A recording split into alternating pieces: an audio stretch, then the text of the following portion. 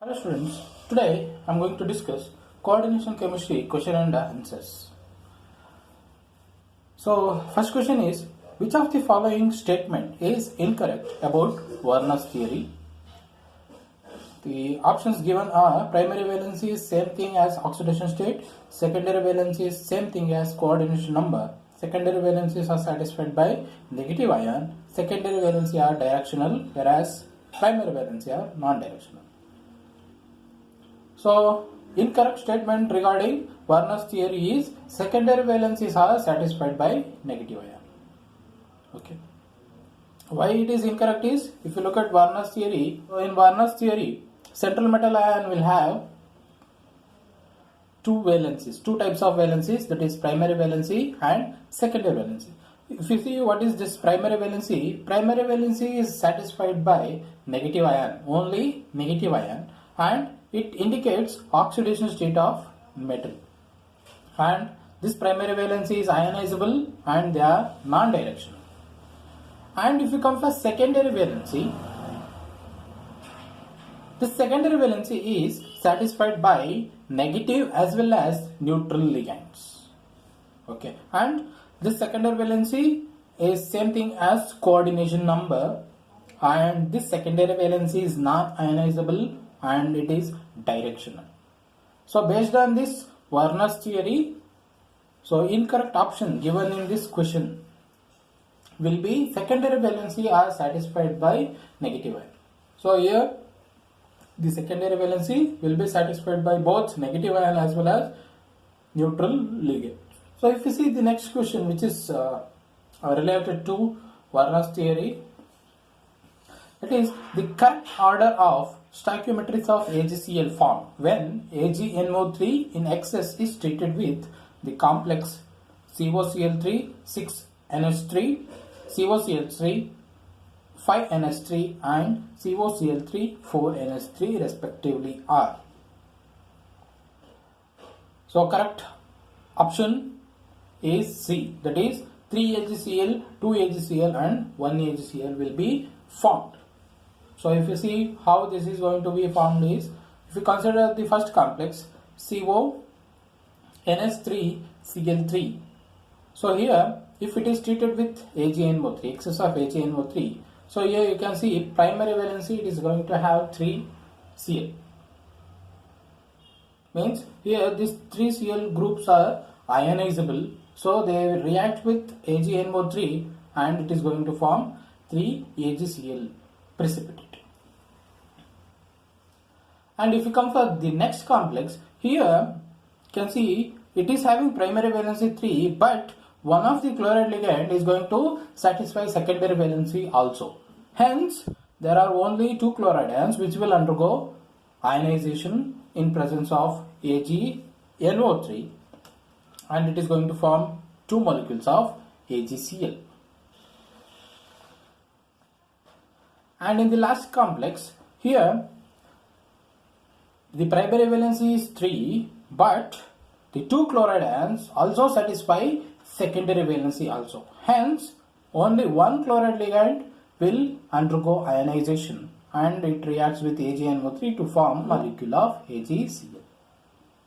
So next question, which is related to Werner's theory, is the primary and secondary valencies of chromium in the complex ion dichloro dioxalato chromium 3 are respectively.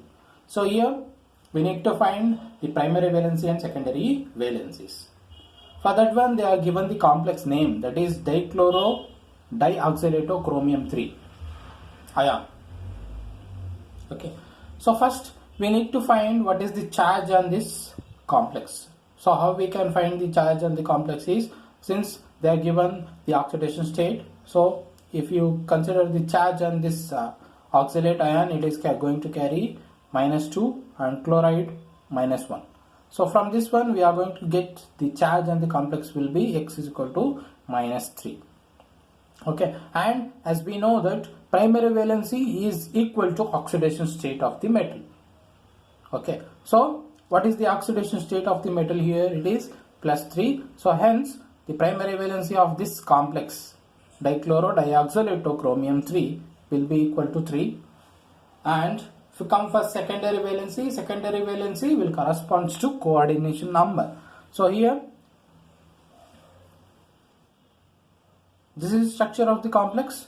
So here you can see 1, 2, 3, 4, 5, 6. So secondary valency is equal to coordination number. So secondary valency will be equal to 6.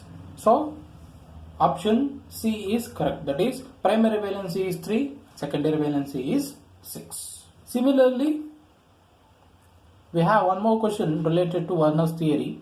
That is, how many primary valencies are present in CrH2O 6 times Br3? So option C is correct. That is 3. So how 3 is correct is, we will see that here you can see this chromium is going to have 6 aqua molecule and there are 3 bromide ions. So here primary valency corresponds to 3, means here chromium will be in +3 oxidation state. So these bromide ions are the negatively charged species which will satisfy primary valency. Okay, and secondary valency will be 6. So secondary valency, as we know, it can be satisfied by either negative ion or neutral molecule. Here water is the neutral molecule, whereas this bromide ion, they are negatively charged species, so hence they will satisfy primary valency. Next we will move on to the questions related to IUPAC nomenclature of coordination compound. So in that topic, first question is the name of complex ion FeCN6 3- is. So here option B is correct, that is hexacyanidopherrate 3 ion. So before going to this nomenclature, we need to go through the rules. What are the rules we need to follow? So we will take a quick look at the rules followed for naming coordination compound. So here is the a brief rule, that is, here first rule is name the cation before anion. So if coordination compound is given, we need to identify cation and anion. So after identify cation and anion, name of the cation is written before anion. Okay, and in naming the complex ion, so the rules we need to follow is first name the ligand in the alphabetical order.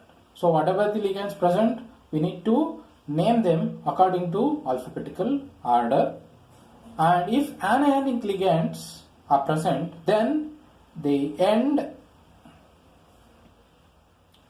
name end in O.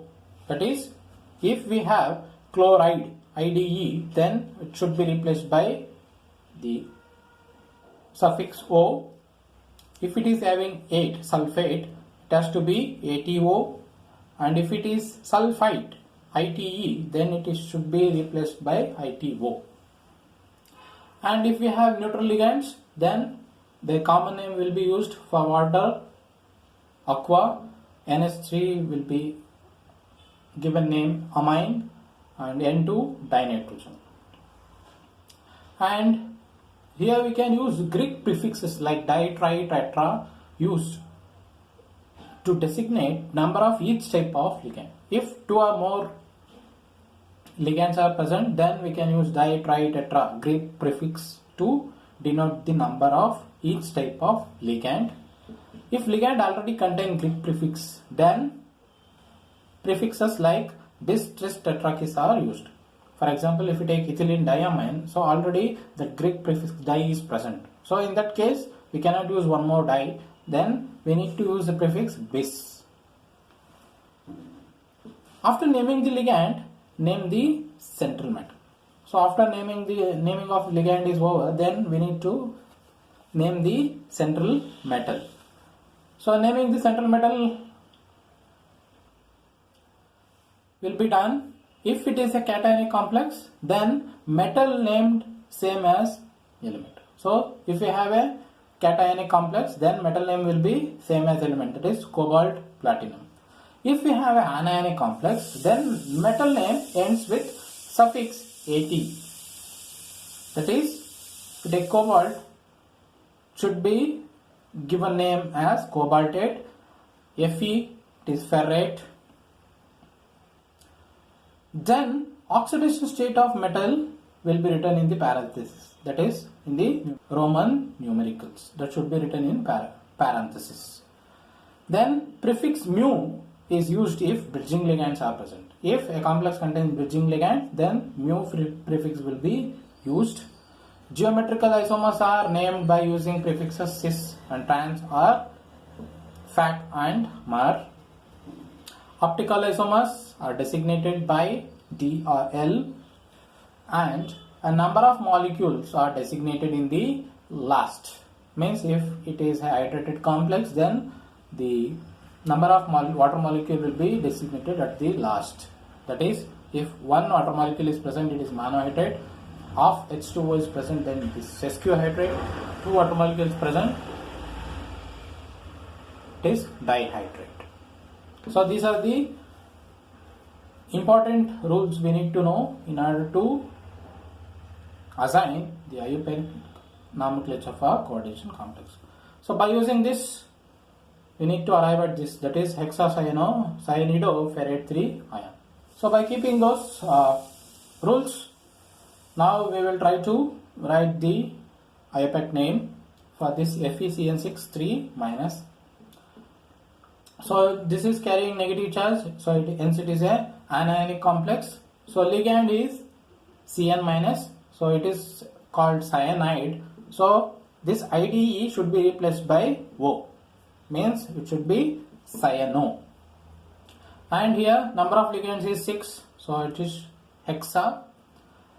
Since it is an anionic complex, metal name ends with suffix at.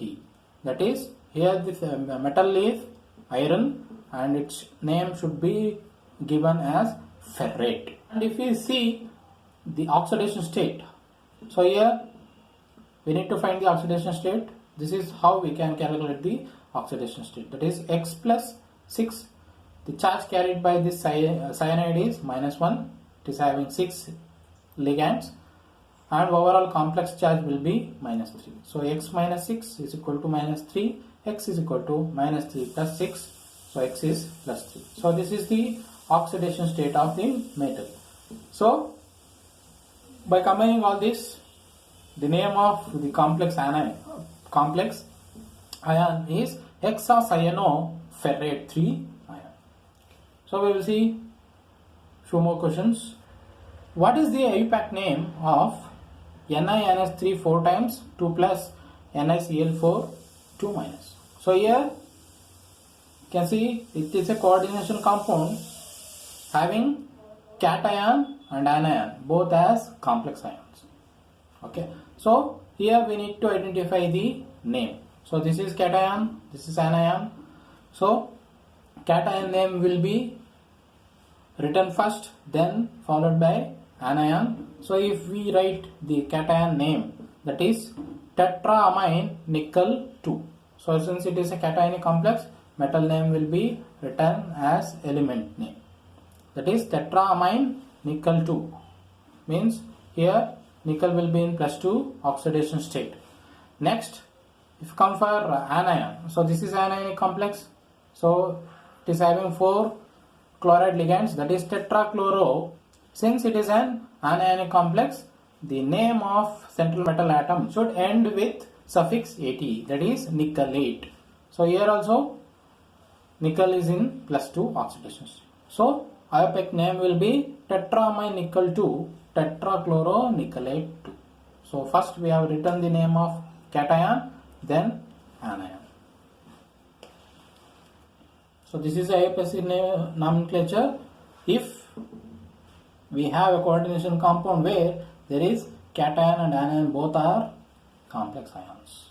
Is IUPAC name of cis CO En twice Cl2 plus ACE. Option will be cis dichlorobis ethylene diamine cobalt 3. So we will see how. So here they are given the prefix already, it is cis, so it will be retained in the nomenclature also. So if we see the oxidation state, we need to find oxidation state of cobalt. So X plus ethylene diamine, it is going to carry 0 charge. 2 into minus 1 and overall charge will be plus 1. So x minus 2 is equal to plus 1, x is equal to plus 3. So here cobalt is in plus 3 oxidation state. So no matter, all options have 3 oxidation state. Then the name will be written cis dichloro bis ethylene diamine cobalt. Okay, so here chloride ligand is present, ethylene diamine is present, and we have written in the form of alphabetical order. So alphabetical order will be for ligand name, not for this prefix. So here chloro will, C will come first than E. So hence the name will be cis dichloro bis ethylene diamine cobalt 3. So here di prefix is present in the ligand, hence we have used the prefix bis. So this is the actual name of cis CO En twice Cl2 plus complex. So question is, the nomenclature of Fe4 FeCN6 3 is. So option D is correct, that is iron 3 hexacyanoferrate 2. So how we know that it is iron 3 hexacyanoferrate 2 is, here we need to find, first we need to find which is anion and which is cation. So here Fe 3 plus, it is going to act as cation and this complex will act as anion. So if you consider the charge carried by this Fe3 plus, it will be equal to x is equal to plus 12, means there are 4 Fe ions, so 4 into plus 3, so it is going to carry plus 3 charge, so it is going to have plus 12. Similarly, the anion should also have negative charge in order to balance. So here iron will be in plus 2 state, 6 Cn minus ligands are present, so overall complex should be multiplied by 3. So we are going to get y is equal to 12 minus. So, and we know that APSC nomenclature cation name will be written first. Here iron, it is in plus 3 oxidation state, then we need to write this complex. Since it is an anionic complex, so it is having 6 ligand hexacyano, and it is an anionic complex, since it is carrying minus 12 charge, so it is ferrate, and here iron will be in plus 2 oxidation state. Next question is, the formula of complex tris ethylene diamine cobalt 3 sulfate is. So here we need to identify the formula. They are given the name, so we need to identify the formula, and from this formula you can see that tris ethylene diamine cobalt, so it is an cationic complex because the name of cation is given first, followed by sulfate. Sulfate is an negative charge carrying ligand, so we can easily identify that this is a cationic complex and sulfate is anionic. So hence D option will be correct, because here in this case there won't be any cation or anion. It is completely present in the coordination sphere. So if you see, in remaining 3 cases we have cation and anion, but which will be correct means there should be cobalt in plus 3 oxidation state. So if you see this, here cobalt will be in plus 2 oxidation state, so it is not correct. Here also it will come plus 2 oxidation state.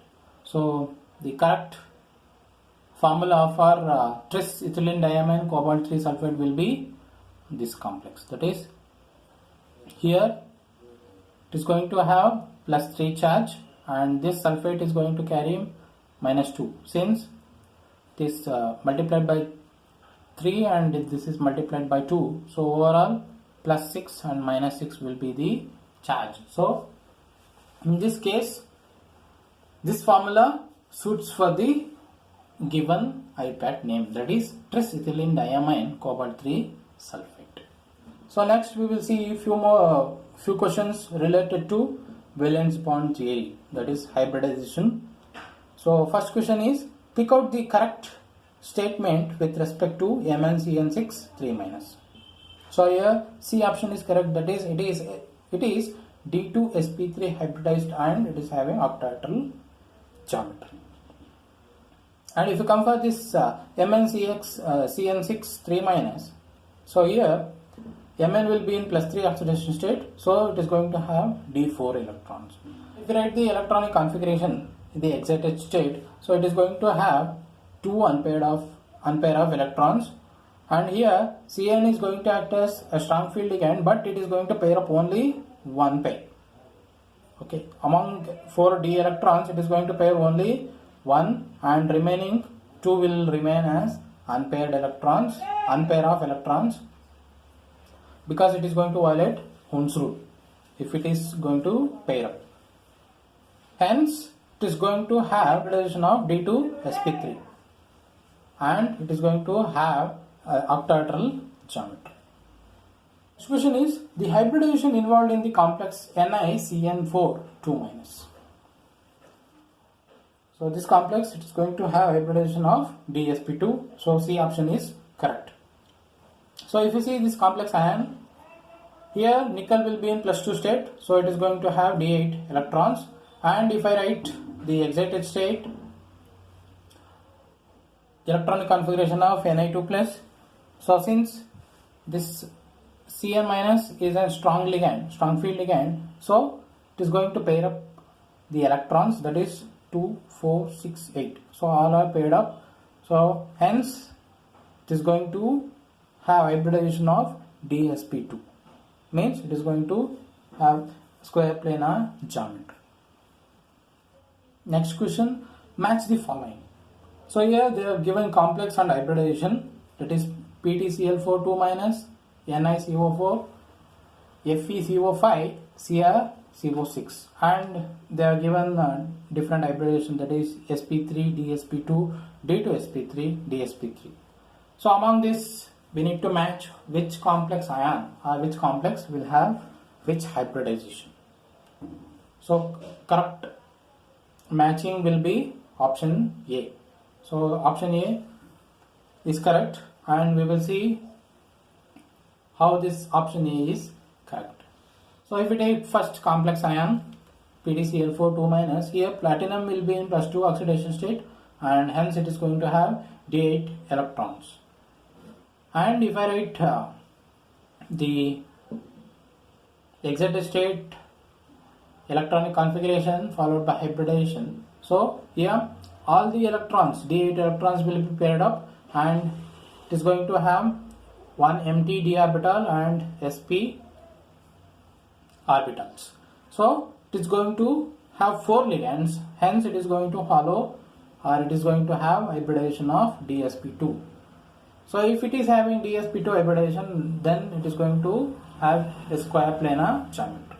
So next complex NiCO4, here nickel will be in 0 oxidation state and is going to have electronic configuration of D8s2, and if I write the excited state electronic configuration of nickel, it is going to have completely filled d orbitals, and this CO is also a strong field ligand, but there is no vacant d orbitals, so hence it is going to